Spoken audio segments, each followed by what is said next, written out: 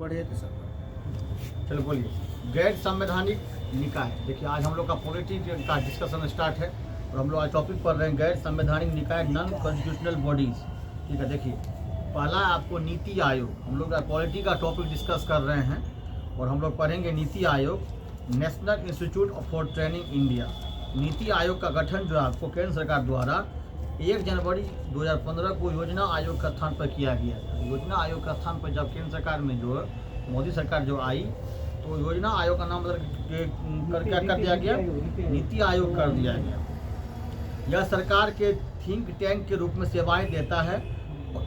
केंद्र व राज्य सरकारों को नीति निर्माण के संबंध में प्रासंगिकता, महत्वपूर्ण एवं तकनीकी परामर्श देता है। प्रधानमंत्री नीति आयोग के पदेन अध्यक्ष होते हैं। नीति आयोग का उपाध्यक्ष भारत सरकार के कैबिनेट मंत्री के समकक्ष होता है। नीति आयोग सहकारी संघवाद के सिद्धांत पर आधारित है। नीति आयोग के प्रथम अध्यक्ष कौन है? नरेंद्र मोदी। नीति आयोग के प्रथम उपाध्यक्ष कौन है? प्रोफेसर अरविंद पनगड़िया। नीति आयोग के प्रथम सीईओ कौन है? सिंधु श्री खुल्लर है। ठीक है ना। नीति आयोग के वर्तमान उपाध्यक्ष कौन है? सुमन बेरी है। नीति आयोग के वर्तमान सीईओ कौन है? BR सुब्रमण्यम। अभी कौन है? बदल तो नहीं किया है। देखिए प्रथम उपाध्यक्ष याद रखिएगा, प्रोफेसर अरविंद पनगड़िया थे जो कि 16वें वित्त आयोग के भी अभी अध्यक्ष हैं, उपाध्यक्ष। ठीक है ना, उपाध्यक्ष अरविंद पनगड़िया। चलिए, राष्ट्रीय मानवाधिकार आयोग, नेशनल ह्यूमन राइट्स कमीशन, मानवाधिकारों की रक्षा हेतु मानव का जो अधिकार है उसके रक्षा हेतु राष्ट्रीय मानवाधिकार आयोग एक संवैधानिक निकाय, स्टैट्यूटरी बॉडी जो है स्थापना किया गया है। इसका गठन संसद में पारित मानवाधिकार संरक्षण अधिनियम 1993 के अंतर्गत किया गया है। प्रतिवर्ष 10 दिसंबर को अंतर्राष्ट्रीय मानवाधिकार दिवस मनाया जाता है। गैर संवैधानिक निकाय है, लेकिन फिर संवैधानिक निकाय होते हैं। कुछ टॉपिक याद रखिए। चलिए, प्रतिवर्ष 10 दिसंबर को अंतर्राष्ट्रीय मानवाधिकार दिवस के रूप में मनाया जाता है। यह एक बहुसदस्यीय संस्था है जिसमें एक अध्यक्ष, 4 अन्य सदस्य होते हैं। विभिन्न आयोग के 4 पदेन सदस्य भी शामिल होते हैं। राष्ट्रीय मानवाधिकार आयोग के अध्यक्ष एवं सदस्यों की नियुक्ति प्रधानमंत्री की अध्यक्षता वाली 6 सदस्यीय समिति की अनुशंसा पर राष्ट्रपति द्वारा की जाती है। देखिए, राष्ट्रीय मानवाधिकार आयोग के जो अध्यक्ष होते हैं और सदस्यों का जो नियुक्ति होता है वह प्रधानमंत्री की अध्यक्षता में 6 सदस्य वाली समिति जो उसमें अध्यक्षता जो होती है उसमें 6 सदस्य बैठते हैं कमेटी में, बैठक में। ठीक है ना, और राष्ट्रपति द्वारा की जाती है। लेकिन अनुशंसा कौन करेगा? राष्ट्रपति। प्रधानमंत्री करेगा। राष्ट्रपति प्रधानमंत्री अध्यक्षता करेगा, लेकिन अनुशंसा राष्ट्रपति। नियुक्ति करेगा ना, राष्ट्रपति करेगा। वही अनुशंसा, नियुक्ति प्रधानमंत्री करेगा। कौन? प्रधानमंत्री। 6 सदस्यीय चयन समिति में कौन कौन देखिए होते हैं? देखिए प्रधानमंत्री होते हैं, समझे। 6 सदस्यीय चयन समिति जो होते हैं उसमें प्रधानमंत्री होते हैं, उसके आग्रह पर, रिक्वेस्ट पर। तब तो प्रधानमंत्री हो जाएगा। प्रधानमंत्री हो गया, आपको केंद्रीय गृह मंत्री हो गया, लोकसभा अध्यक्ष हो गया, लोकसभा अध्यक्ष हो गया, और चौथा हो गया लोकसभा में विपक्ष के का नेता, लोकसभा विपक्ष का नेता हो गया आपको, राज्यसभा के उपसभापति हो गया, और राज्यसभा में विपक्ष के नेता हो गया। देखिए 6 सदस्यीय चयन समिति होती है।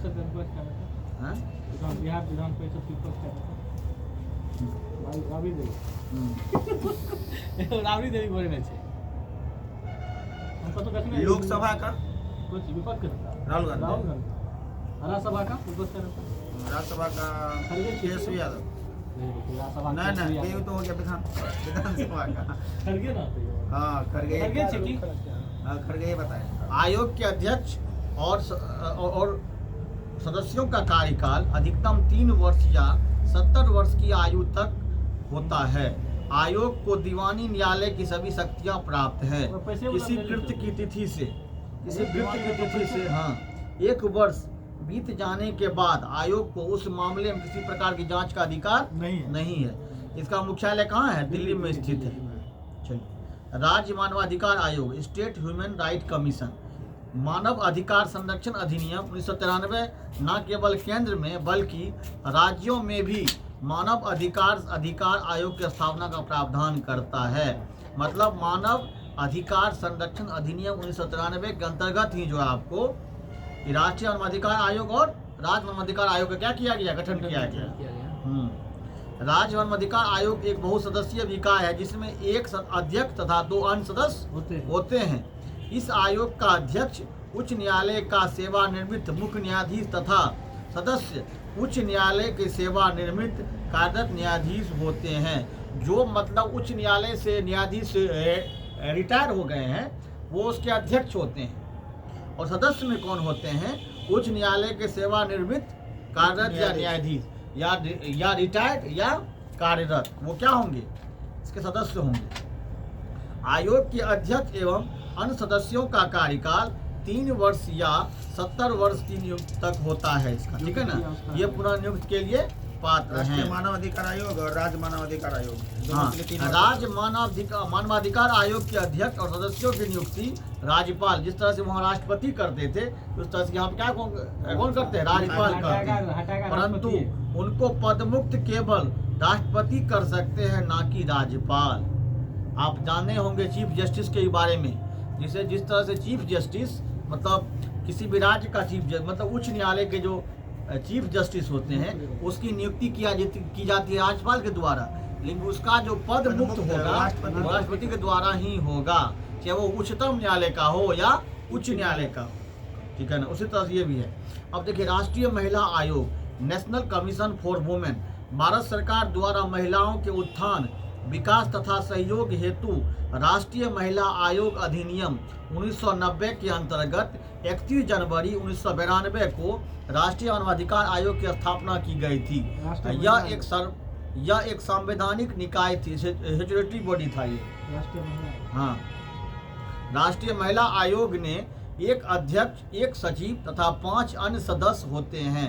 राष्ट्रीय महिला आयोग में एक सदस्य अनुसूचित जाति एवं एक सदस्य अनुसूचित जनजाति का होना चाहिए। एक सदस्य SC का और एक सदस्य ST का होना आवश्यक है।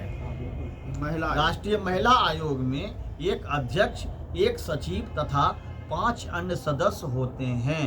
राष्ट्रीय महिला आयोग में जो है आपको एक सदस्य SC का और एक सदस्य ST का होना चाहिए। सभी सदस्यों का कार्यकाल 20 वर्षों का होता है। अच्छा, इसमें सदस्य 6 होना चाहिए कि 7 होना चाहिए? क्या हुआ? सदस्य 7 गुण हो गया? नहीं, 6 होना नहीं चाहिए। नहीं, 5 तो 7 नहीं होगा। देखिए अध्यक्ष एक हो, देखिए एक अध्यक्ष, एक सचिव, 5 सदस्य। जैसे कुल बोलेंगे, कुल कितना? कुल तो एक टोटल 7 व्यक्ति हो एक होगा। सचिव जो बनता है ना, इसका नहीं रहता है। सचिव किसी हमारे स्कूल में भी देखिए रहता है। देखिए सचिव जो है ना अलग पद हो जाएगा, अध्यक्ष अलग पद हो जाएगा, सदस्य अलग पद हो जाएगा। सदस्य से नाम अध्यक्ष चुनेंगे, ये हम कहेंगे। हाँ, अध्यक्ष से नाम सॉरी करते हैं, जरूरी नहीं है। जब जहाँ आप अलग कर दिया आपको तो 5 सदस्य होना चाहिए, एक अध्यक्ष एक सचिव अलग अलग हो जाएगा। सचिव चुनने वाली बात, ये हमने कहा सचिव इसी सदस्य में से चुनेगा, ये कुछ नहीं। सचिव तो फिर अलग न हो जाएगा, 5 को फिर अलग सदस्य न हो जाएगा। 5 सदस्य रहेगा सर। जब 5 सदस्य कर चुन के 5 सदस्य हो गया, कार्यकारिणी सदस्य। किसी से भी चुन के आया सदस्य से ही चुन के संघ में भी सर, जैसे अध्यक्ष है, सचिव है, कोषाध्यक्ष है और 6 अन्य सदस्य है। देखिए इसका जवाब आगे हम अपने दीजिएगा। चलिए आगे पढ़िए। तो देखिए इसी में फिर लाएंगे यही पर, आगे देखिए।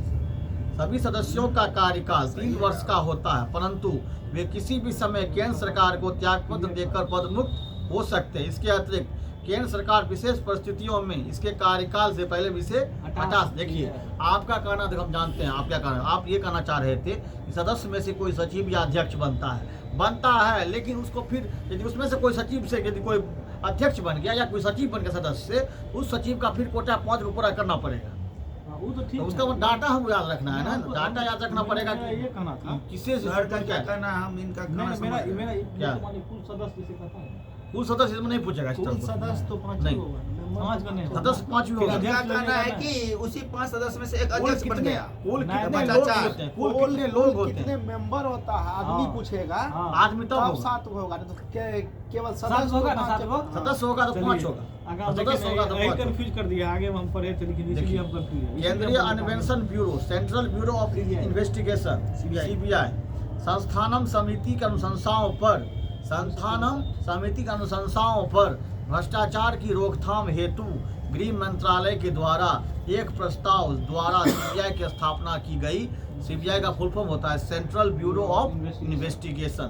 सीबीआई कोई संवैधानिक संस्था नहीं है।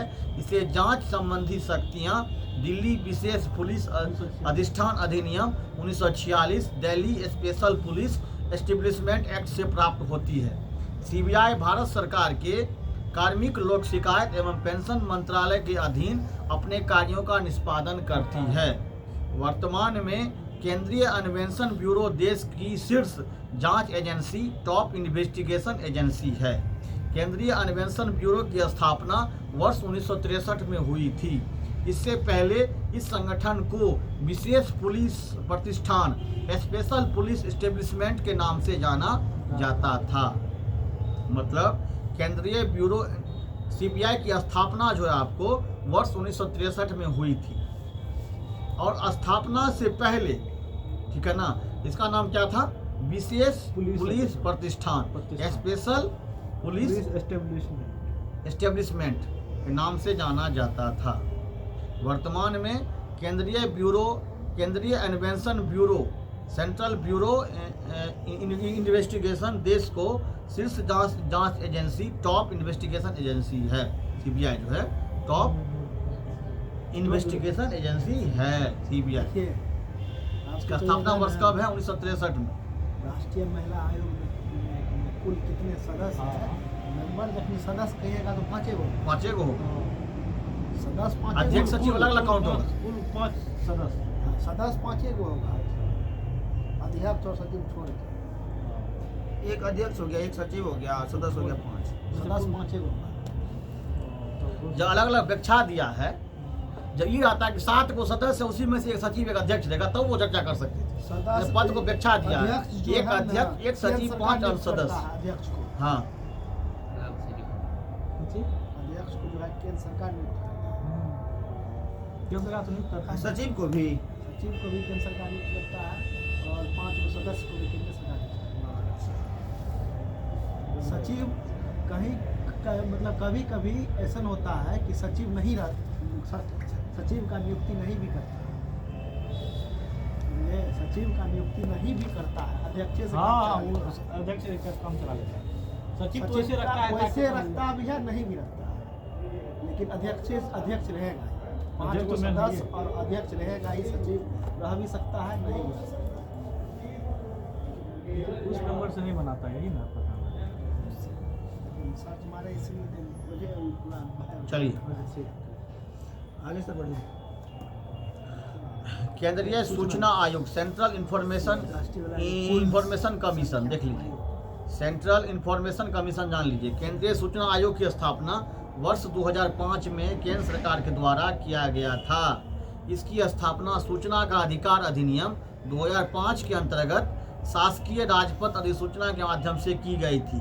इस प्रकार यह एक संवैधानिक निकाय नहीं है। मतलब केंद्रीय सूचना आयोग जो है आपको, सेंट्रल इंफॉर्मेशन कमीशन जो है, ये एक संवैधानिक बॉडी, कॉन्स्टिट्यूशनल बॉडी नहीं है, ठीक है ना। सभी सूचना आयुक्तों की नियुक्ति राष्ट्रपति द्वारा एक समिति की अनुशंसा पर की जाती है। इस समिति में प्रमुख रूप से प्रधानमंत्री, लोकसभा में विपक्ष का नेता एवं प्रधानमंत्री द्वारा मनोनीत एक कैबिनेट मंत्री शामिल होते हैं। मुख्य सूचना आयुक्त एवं अन्य उपायुक्त 5 वर्ष या 65 वर्ष की आयु दोनों में से पहले एक तक पद पर बने रह सकते हैं। उन्हें पुनः नियुक्त नहीं किया जा सकता है। केंद्रीय सतर्कता आयोग, सेंट्रल विजिलेंस कमीशन, केंद्रीय सतर्कता आयोग केंद्र सरकार में भ्रष्टाचार रोकने के लिए एक प्रमुख संस्था है। वर्ष 1964 में केंद्र सरकार द्वारा पारित एक प्रस्ताव के अंतर्गत इसका गठन हुआ था। केंद्रीय सतर्कता आयोग एक केंद्र सरकार में भ्रष्टाचार रोकने के लिए एक प्रमुख संस्था है, समझे ना। सेंट्रल विजिलेंस कमीशन, केंद्रीय सतर्कता आयोग, केंद्रीय सतर्कता आयोग की केंद्र सरकार में भ्रष्टाचार रोकने के लिए एक प्रमुख संस्था है। वर्ष 1964 में केंद्र सरकार द्वारा पारित एक प्रस्ताव के अंतर्गत इसका गठन हुआ था। भ्रष्टाचार को रोकने पर बनाई गई संस्थानम समिति 1962-64 के अनुशंसा परिषद का भी गठन भ्रष्टाचार रोकने के संबंधी सुझाव देने के लिए हुआ था। सितंबर 2003 में संसद द्वारा पारित एक विधि द्वारा इसे संवैधानिक दर्जा दिया गया है। ठीक है ना, संवैधानिक दर्जा इसको दिया गया, किसको? सीबीसी को, सीबीसी, ठीक है ना। केंद्रीय सतर्कता आयोग। हाँ, लेकिन ये जो है केंद्रीय सूचना आयोग जो है ये एक जो संवैधानिक बॉडी नहीं है। हाँ, लेकिन ये है। कब दिया गया इसको? 2003 में, सितंबर केंद्रीय सतर्कता आयोग। सीबीआई है कि नहीं? हैं? संवैधानिक निकाय सीबीआई हाँ है। संवैधानिक निकाय नहीं, कोई वैधानिक संस्था यहाँ पे नहीं कोई है। वैधानिक संस्था नहीं है। कैसे है? बोले नहीं, मंत्रालय के अंतर्गत आता है ये। कौन सी? सीबीआई। सीबीआई संवैधानिक संस्था नहीं है। हाँ, नहीं है। हाँ, लेकिन ये है, सीबीसी है, सीबीसी, सेंट्रल विजिलेंस कमीशन। ठीक है ना। ये आपको सेंट्रल विजिलेंस कमीशन जो है एक बहुसदस्यीय निकाय है जिसमें एक प्रमुख केंद्रीय सतर्कता आयुक्त अध्यक्ष और 2 अन्य सतर्कता आयुक्त सदस्य के रूप में होंगे। इसकी नियुक्ति राष्ट्रपति द्वारा एक 3 सदस्यीय समिति की अनुशंसा पर होती है। देखिए, समिति प्रमुख प्रधानमंत्री व अन्य सदस्य कौन होते हैं? लोकसभा विपक्ष के नेता व केंद्रीय गृह मंत्री होते हैं। आयोग के सदस्यों का कार्यकाल जो है आपको 4 वर्ष अथवा 65 वर्ष की आयु तक होता है। इसका चरित्र न्यायिक है, इसे दीवानी न्यायालय की शक्तियां प्राप्त होती है। यह अपनी प्रक्रिया को विनियमित करने का अधिकार रखता है। लोकपाल और लोकायुक्त देख लीजिए। प्रशासन में व्याप्त भ्रष्टाचार को रोकने के लिए वर्ष 1809 में स्वीडन में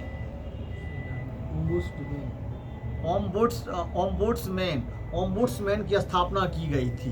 प्रशासन में व्याप्त भ्रष्टाचार को रोकने समाप्त करने के लिए वर्ष 1809 में स्वीडन में ओम्बुड्समैन की स्थापना की गई थी। इसी ओम्बुड्समैन के प्रावधान को भारत में लोकपाल के नाम से जाना जाता है।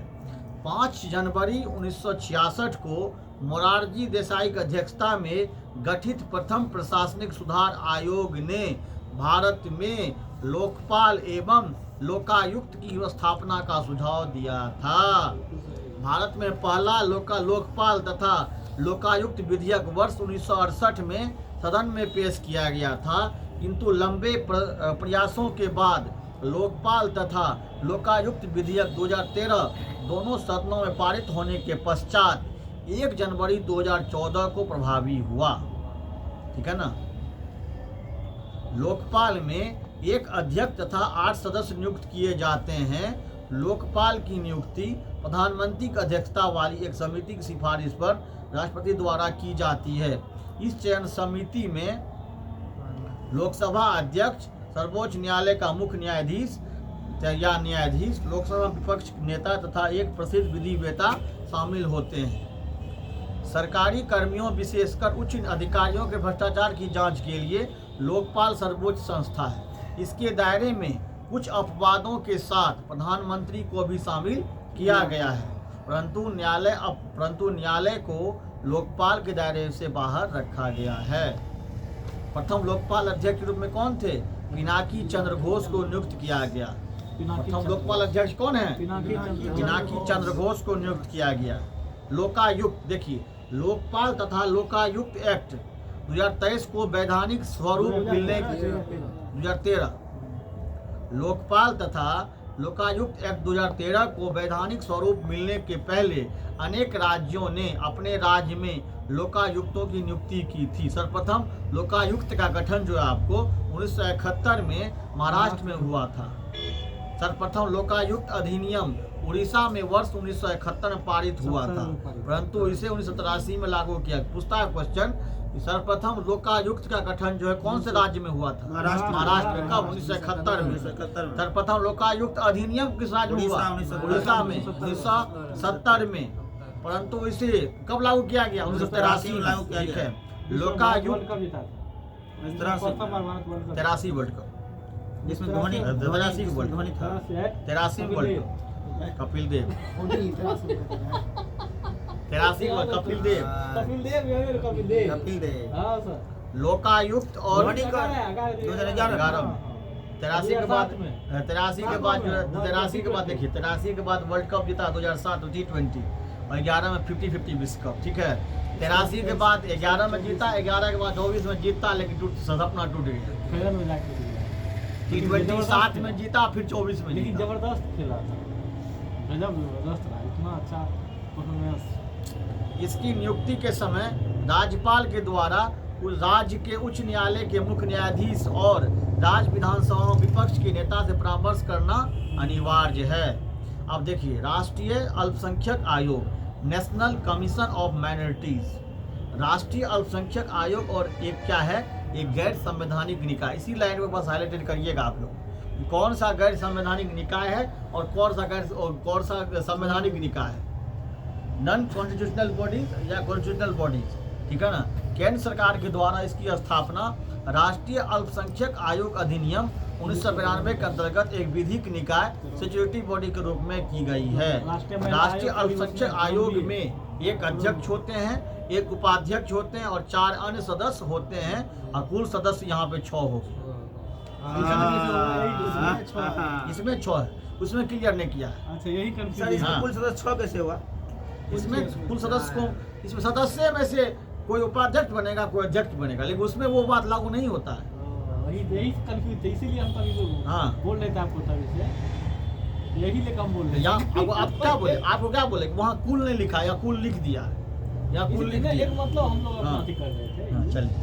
आयोग के सभी सदस्य, आयोग के सभी सदस्य, आयोग 6 नहीं हुआ कि तू कब पता है? 4 1 1 6 हाँ, ठीक अलग है। अलग चुने थे मैं एक सुनो तो क्या ना, बन के अतः क्या हम 5 कह लिए तो देखियो तो अरे ऐठम अलग अलग, 5-7 ऐठम अलग अलग हाईलाइट कर लगे। 5 गो सदस्य दिया है, मेंबर है 5 गो। मेंबर दिया हुआ, यहाँ पर नहीं यहाँ पे 4 सदस्य दिया है, अन्य सदस्य। दिया है ना। हाँ तब यहाँ 7 होगा, तब हाँ 7 होगा, वही तो हम कर रहे कुल थे। 7 होगा। सचिव का नहीं होना, सचिव नहीं तो नहीं, आप देखिए, आप क्या करे थे, आप रिपीट थे, 5 में से कोई होगा ना। नहीं हम 5 में से नहीं बोला नहीं, हमारा, तब 7 होगा, टोटल करिएगा तो 7 होगा, टोटल करिएगा 7 होगा। बोले 5 गो तो मेंबर रहेगा ही, वो सदस्य है, अध्यक्ष और सचिव को छोड़ के हम बोल रहे हैं तभी साहब। टोटल हम लोग कुल बोल रहे हैं तभी। कुल लीजिए ना 7 गो होगा उसमें, कुल है तो हम तभी से बोल रहे हैं 7 गो तो बोलिए रहे तभी से। 7 गो, वही सचिव ऐड होगा, इसलिए हम ये बात पूछ 7 को वेट नहीं होगा, नहीं सचिव ऐड होगा इसलिए 7 को में सचिव, एगो सचिव रहेगा, एगो अध्यक्ष रहेगा, अब 5 सदस्य बन जाएगा। 5 सदस्य होना ही चाहिए। हमको ध्यान वही था, समझे, सचिव को शायद ऐड नहीं करता है, सचिव को ऐड नहीं करता है आपको, तब अध्यक्ष 5 उपाध्यक्ष सदस्य करता यहाँ है। लिख दिया है, कहाँ पे यहाँ पे सदस्य है ना, तो हो सकता है तो उसको सचिव उपाध्यक्ष कह हम दीजिए, क्या बोले, सचिव उपाध्यक्ष कह नहीं, दीजिए। तभी हम क्या बोले, 5 गो मेंबर रहेगा फिक्स है, वो तो फिक्स है, वो तो हम एगो अध्यक्ष रहेगा फिक्स कुल है। के बारे में हम तभी फिक्स है, लेकिन सचिव में रख भी सकता है, नहीं भी रख सकता है। तब ऐसे मिनिमम 5 टा, ठीक ना, अधिकतम ये बोला है। सचिव आप रख भी सकते हैं, नहीं भी रख सकते, लेकिन यहाँ पर तो 6 गो तो लिख ले है, तो उसमें आप कौन चिका रहे कि 6 गो आयोग के सभी सदस्य, भारत के आयोग के सभी सदस्य, ठीक है। देखिए, राष्ट्रीय अल्पसंख्यक आयोग के सभी सदस्य भारत के विभिन्न अल्पसंख्यक समुदाय जैसे मुस्लिम, सिख, जैन, बौद्ध, पारसी और ईसाई, इसमें हिंदू नहीं होगा, अल्पसंख्यक मतलब जिसका संख्या कम है। हाँ, मुस्लिम, सिख, जैन, बौद्ध और पारसी और इकाई का प्रतिनिधित्व करते हैं। कार्यकाल, टेन्योर, अध्यक्ष सहित प्रत्येक सदस्य का कार्यकाल 3 वर्षों का होता है, परंतु वे इससे पहले भी त्यागपत्र दे सकते हैं। इसके अतिरिक्त केंद्र सरकार द्वारा इन्हें विभिन्न आधारों पर पद से हटाया भी जा सकता है। एक चीज और करती है, सब में 3 वर्ष है, लेकिन एक 4 वर्ष है सर को। रुकिए ना, सब में 3 वर्ष है, लेकिन एक जगह यहाँ पर सीबीसी जो पढ़े थे अपना लोग, केंद्र सरकार वहाँ पर 4 वर्ष कर 4 वर्ष है, 4 वर्ष तो 65 वर्ष, ठीक है। हम लोग कल का डिबेट हम लोग शुरू करेंगे। अन्य संवैधानिक प्रावधान, अदर कॉन्स्टिट्यूशनल बॉडी एग्रीमेंट्स को, अरेंजमेंट्स को पढ़ेंगे हम लोग, ठीक है ना। उसके बाद हम लोग जो अगला टॉपिक पे फिर हम लोग डिस्कस करेंगे। Thank you, like comments share करें।